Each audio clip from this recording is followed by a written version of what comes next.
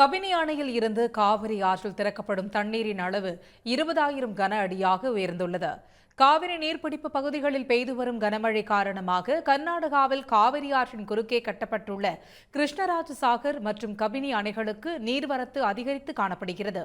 இதில் கேரள மாநிலம் வயநாடு பகுதியில் தொடர்ந்து கனமழை பெய்து வரும் காரணத்தினால் கபினி அணைக்கு நீர்வரத்து 6,200 கன அடியில் இருந்து 19,181 கன அடியாக உள்ளது. இதனால் அணையில் இருந்து காவிரி ஆற்றில் திறக்கப்படும் தண்ணீரின் அளவு 20,000 கன அடியாக உயர்ந்துள்ளது.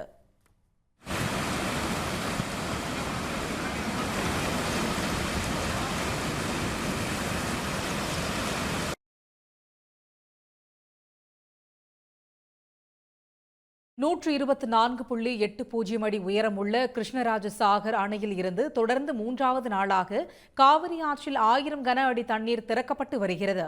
முன்னதாக காவிரி ஒழுங்காற்றுக்குழு உத்தரவின்படி தமிழ்நாட்டிற்கு தண்ணீர் திறந்துவிட முடியாது என்று கர்நாடகம் மறுத்து வந்த நிலையில் தொடர் மழை காரணமாக கபினி அணை நிரம்பியதால் தண்ணீர் வெளியேற்றப்பட்டுள்ளது.